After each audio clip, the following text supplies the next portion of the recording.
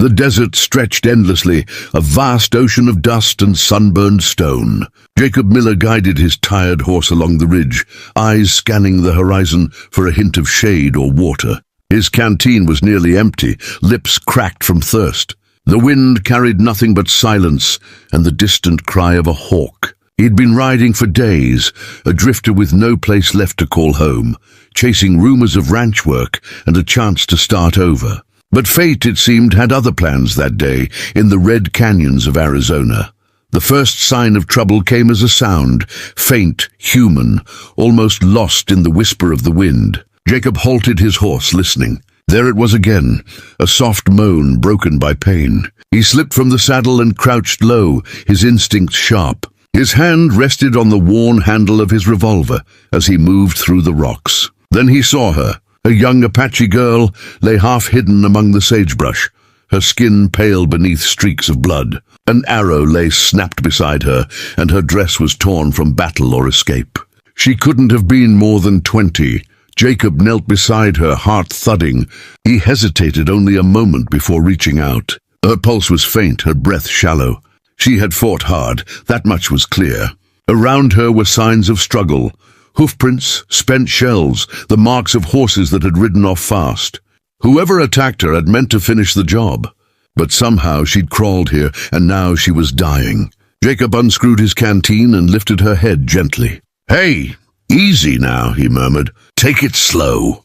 Her eyelids fluttered open, dark eyes meeting his in fear and confusion. She didn't understand his words, but her body did. The canteen pressed to her lips, and the cool water slid down her throat. She drank greedily, then coughed, gripping his wrist with surprising strength. Jacob steadied her until she lay back again, trembling but alive. He looked around, every sense alert. This was Apache land, and he was trespassing. If a hunting party found him kneeling beside one of their women, they'd kill him without a question. Still, he couldn't leave her. His conscience wouldn't let him. He tore his sleeve, pressing the fabric to the wound in her side. Blood soaked through instantly, but the bleeding slowed. Her eyes watched him, wary at first, then softening. She whispered something in her own tongue, voice fragile as smoke. He didn't understand, but her tone carried gratitude and sorrow both. As the sun dropped low, Jacob gathered kindling and struck a fire. He lifted her carefully, wrapping his worn coat around her shoulders. The flames flickered against the canyon walls, casting long shadows that danced like ghosts of the past. He poured a little more water into her mouth and fed his horse a handful of dry oats. Every so often, he glanced at her face. The curve of her cheek streaked with dirt, the rise and fall of her chest growing steadier with each passing hour. When night came, the desert changed its voice. The air grew cold, the stars sharp as glass. Coyotes called from far away, their cries echoing like old memories. Jacob sat by the fire, revolver across his knees, listening to her breathe.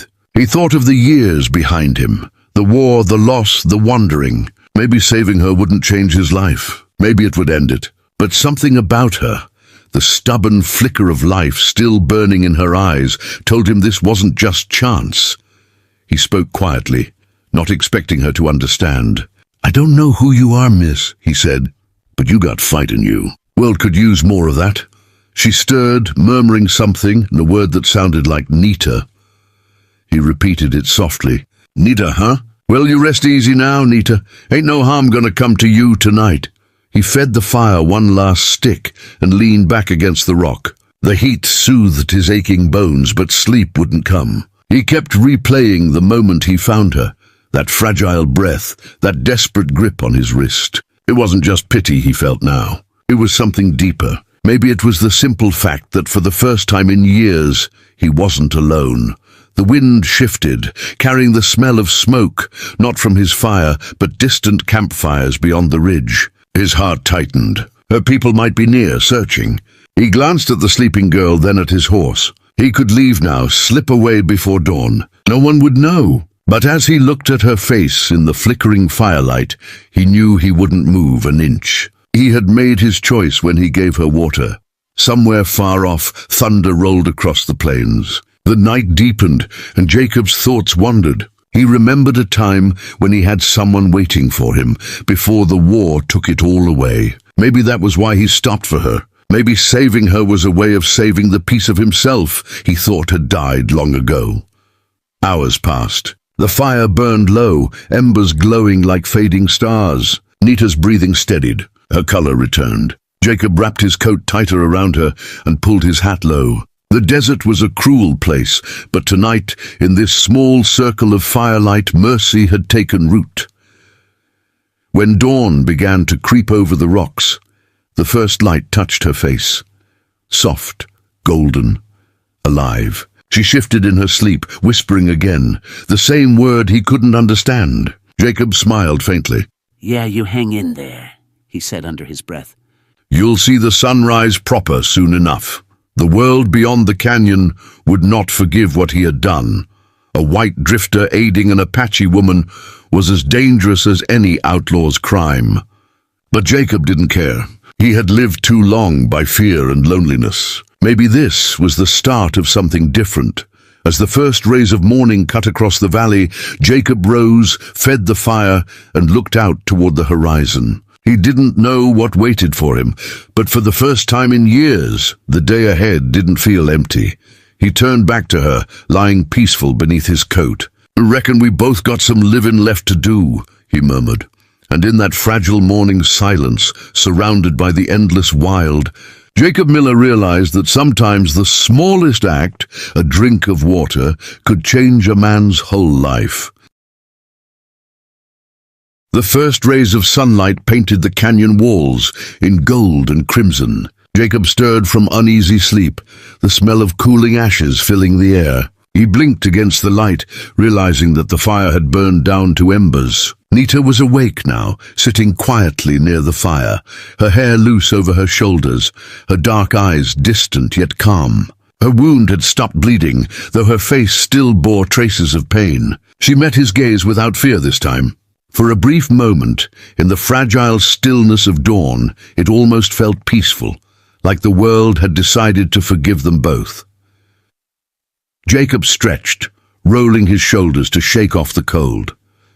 He reached for his canteen only to pause. The ground trembled faintly beneath his boots, soft at first, then clearer, hoofbeats more than one. He turned sharply toward the ridge, the sound growing louder. Nita's expression changed. She said something in her tongue, quick and low, her voice carrying urgency. Jacob understood the tone, if not the words. Trouble was coming. Within moments, the ridge erupted with motion. A dozen riders appeared, painted horses galloping through the canyon mist. Their spears glinted, feathers whipping in the wind. Apache warriors, proud, fierce, and silent as the mountains themselves. Jacob's gut tightened. His hand hovered near his revolver, but he didn't draw it. He knew it would be useless. They surrounded the camp in seconds, a circle of dust and sharp eyes. The leader dismounted first. He was an older man, broad-shouldered, with grey streaks in his hair, and the calm of someone who had seen too many winters. His gaze went straight to Nita, then to Jacob, then back to her. A flicker of emotion crossed his face, gone as quickly as it came. Nita rose slowly, wincing from her wound, and spoke to him in her language. Her voice trembled, but she stood tall, defiant even in weakness. The chief listened in silence, then looked at Jacob again, expression unreadable. For a long moment, no one spoke. The wind whispered through the canyon, carrying the scent of sage and dust. Jacob stood still, his hat low, feeling like the ground itself might swallow him. He opened his mouth to speak, but the chief beat him to it. His English was heavy but clear, shaped by years of necessity. "You gave her water," he said.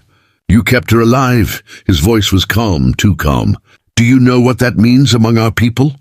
Jacob hesitated. "I just did what any man ought to do," he said carefully. The chief's eyes hardened. "Among the Apache, water is life. You gave her life. And by our law, that life now belongs to you. She is yours."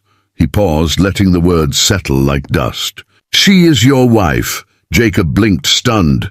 "Now wait just a second," he said, taking a step forward. "I didn't mean no disrespect, sir. She was dying. I couldn't leave her." The older man's gaze didn't waver. "Help is the greatest bond," he said. To save is to bind.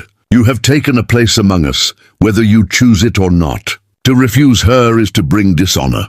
To accept is to bring peace. His tone carried both warning and wisdom, the weight of generations behind it.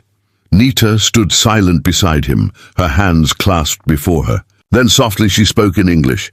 "It is our way," she said. "You gave life. I give mine." Jacob's chest tightened. The words hit harder than bullets. She wasn't afraid. There was pride in her voice, dignity even in surrender. He looked at her, really looked, and saw not a helpless girl but a survivor, a woman shaped by the land itself. She met his gaze steadily, her eyes like twin embers reflecting the morning light. He wanted to protest, to tell them he wasn't the marrying kind, that he was just a drifter with more dust than destiny. But when he opened his mouth, nothing came out. All he saw was Nita, standing there in the dawn, bound to him by a law older than the country itself.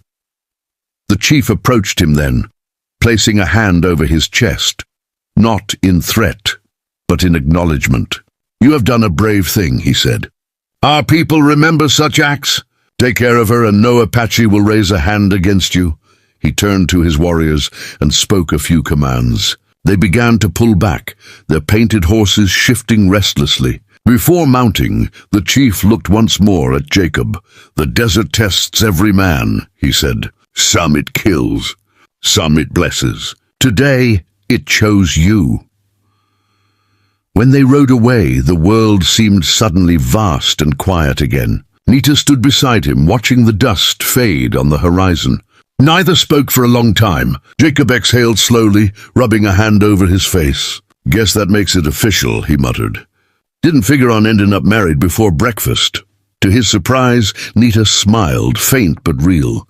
"My father is proud man," she said softly. "He would not speak such words unless he meant them." Jacob nodded, staring at the ground. "Ain't sure I'm the kind of man worth that kind of honor," he said. "But I reckon I'll try not to make a fool of it." They packed in silence for a while. The morning sun climbed higher, warming the sand. Jacob helped her mount his horse, then walked beside it, leading them toward the ridge. Each step felt heavier, not from fear but from the strange weight of belonging. He'd spent his life drifting, never staying long enough to matter. Now suddenly, he mattered more than he ever thought possible. As the hours passed, they spoke in fragments, pieces of language bridged by gestures and glances. Nita told him her name meant bear, that she had 2 brothers lost to soldiers, that her people called the canyon the place of breath. She asked him where he was from. He told her about Missouri, about the farm that burned in the war, about the years spent wandering just to forget. For the first time in years, he spoke without bitterness. She listened, truly listened, as though every word carried meaning. By afternoon, they reached a small spring nestled between red rocks. The water shimmered under the sun, clear and cold. Jacob filled their canteen, handing it to her first. She drank, then handed it back with a small smile. "Now," she said quietly, "we share the water again." He stared at her, unsure whether to laugh or marvel. "Reckon that means I'm in trouble," he said, smiling back despite himself. As the sun began to sink, they set up camp near the spring. The air was warm and still. Nita tended the fire, while Jacob sat nearby, whittling a piece of driftwood just to keep his hands busy. Neither spoke much, but the silence between them no longer felt strange. It felt right. When night came, she sat beside him, her blanket draped across her shoulders. The stars stretched endless above them, bright and unblinking. "Do you regret?" she asked softly. Jacob shook his head after a moment. "No," he said honestly. "I ain't sure I understand it all yet, but I reckon some things don't need explaining." She nodded, her expression calm, wise beyond her years. "Then we start again," she said. "Not Apache, not white, just man and woman, just people."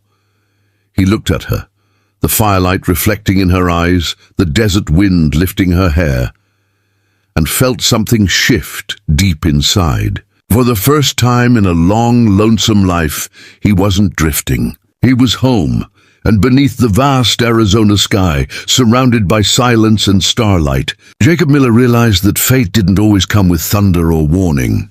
Sometimes It came quietly, carried on the sound of water offered to a dying stranger.